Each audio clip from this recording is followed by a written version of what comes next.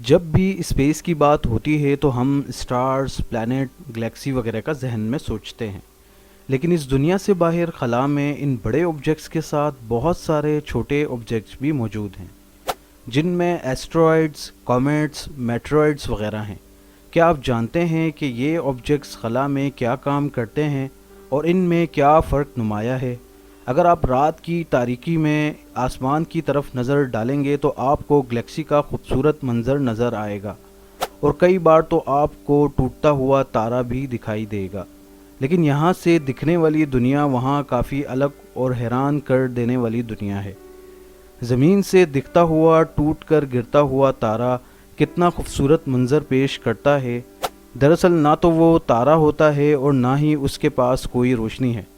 یہ ایسٹرائڈز ہیں جو اپنی سمت سے ہٹ کر کسی دوسری ڈائریکشن میں تیزی سے بڑھتے ہیں۔ سائنس کے مطابق کہا جاتا ہے کہ 65 کروڑ سال پہلے ایسے ہی کسی بڑے ایسٹرائڈ سے ارتھ کا ٹکراؤ ہوا، جس سے ڈائناسورز کا اس زمین سے خاتمہ ہوا۔ یعنی ایسٹرائڈز کا سائز 10 کلومیٹر سے بھی بڑا تھا، جس نے اس دنیا کا نقشہ ہی بدل ڈالا، جس کی وجہ سے اس زمین پر ساری جاندار چیزیں ختم ہو چکی تھیں۔ آخر اب تک سائنس دنیا کے وجود کو ایک بلاسٹ سے ہی جوڑتی ہے، جس کا اشارہ ان ایسٹرائڈ کی طرف ہی جاتا ہے۔ لیکن اگر ایسا ہوا ہے تو اس زمین پر جاندار کا دوبارہ زندہ ہو جانا کسی میریکل سے کم نہیں۔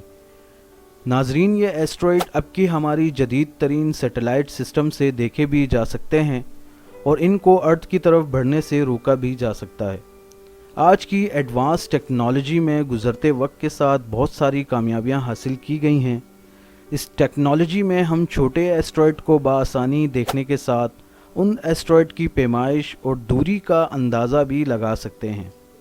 ناسا کے پاس ارتھ کے آؤٹر سے گزرنے والے ایسٹرائڈ کی لسٹ بھی موجود ہے، جس کی ایک اندازے کے مطابق 27 سے 28 ہزار کی تعداد ہے۔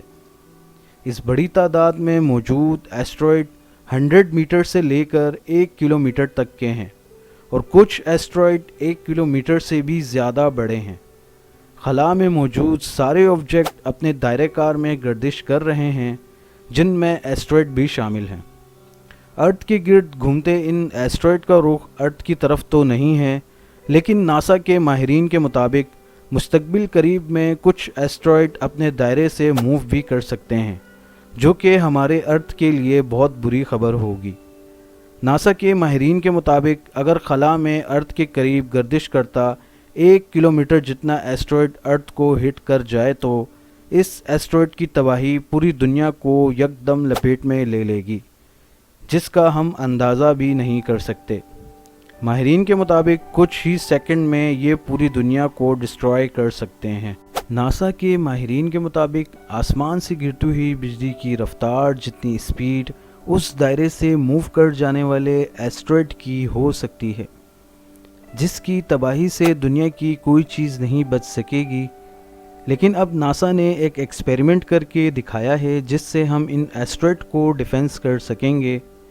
یعنی اس ٹیکنالوجی میں ارتھ کی طرف بڑھتے ہوئے ایسٹرائڈ کا رخ تبدیل کیا جا سکے گا، لیکن اتنی رفتار سے آتے ایسٹرائڈ کے رخ کو تبدیل کرنا ایک سوالیہ نشان ہے۔ ماہرین کے مطابق اگر ایسٹرائڈ ارتھ کے گریوٹی اسپیس میں داخل ہو جاتا ہے تو اسے روکنا ناممکن ہے، کیونکہ ارتھ کی گریوٹی اس ایسٹرائڈ کو اپنی طرف کھینچے گی، جس سے اس ایسٹرائڈ کو روکنا مشکل ہوگا۔ ناسا کی ریسرچ کے مطابق اس ایسٹرائڈ کو خلا میں ہی انگیج کرنا ہوگا، تب ہی اس ایسٹرائڈ کا رخ ارتھ سے کسی اور ڈائریکشن کی طرف کیا جا سکتا ہے، کیونکہ ارتھ کے آؤٹر اسپیس میں گریوٹی ایٹماسفیئر کا پریشر نہیں ہے، جس کی مدد سے اس ایسٹرائڈ کو بآسانی ہٹ کیا جا سکتا ہے۔ ناسا نے ان ہٹنگ اسپیس کرافٹس کو ارتھ کی آؤٹر اسپیس پر لانچ کر دیا ہے۔ یعنی جب بھی کوئی ایسٹرائڈ ارتھ کی جانب بڑھتا دکھے گا تو یہ اسپیس کرافٹس اس ایسٹرائڈ کو ایک خاص ڈائریکشن میں ہٹ کرے گا۔ حال ہی میں ناسا نے ایسٹرائڈ سے متعلق اس پروجیکٹ کو حقیقت میں ایکسپیریمنٹ کرنے کا پلان کیا تھا۔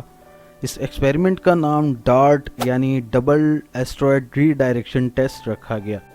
23 نومبر 2022 کو اسپیس ایکس فیلکن 9 راکٹ کے ذریعے ڈارٹ کو ناسا کی بیس سے لانچ کیا گیا۔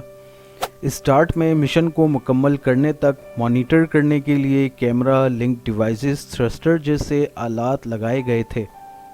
اس ٹیکنالوجی سے ناسا نے اس مشن کی لائیو فوٹیج مشن مکمل ہونے تک حاصل کی۔ ناسا نے اس مشن کو لانچ کرنے کے کچھ ہی گھنٹوں میں یہ ڈارٹ ارتھ کے آؤٹر اسپیس میں داخل ہوا اور ناسا نے ڈائمورفس ایسٹرائڈ کو ٹارگٹ کیا جو کہ ایک چھوٹے سے پلانٹ کے گرد گردش کر رہا تھا۔ اس کا سائز 170 میٹر کے آس پاس تھا۔ اس ایسٹرائڈ کو ٹارگٹ کرنے کی وجہ ارتھ سے اس ایسٹرائڈ کی دوری کروڑوں میل کے ڈسٹینس پر تھی۔ اس ایسٹرائڈ کا وزن 500 کروڑ کلو گرام تھا، جبکہ ڈارٹ کا وزن اس ایسٹرائڈ کے مقابلے میں 0.1% بھی نہیں تھا۔ آخر اتنے وزنی ایسٹرائڈ کی ڈائریکشن یہ ڈارٹ کیسے تبدیل کر سکتا تھا؟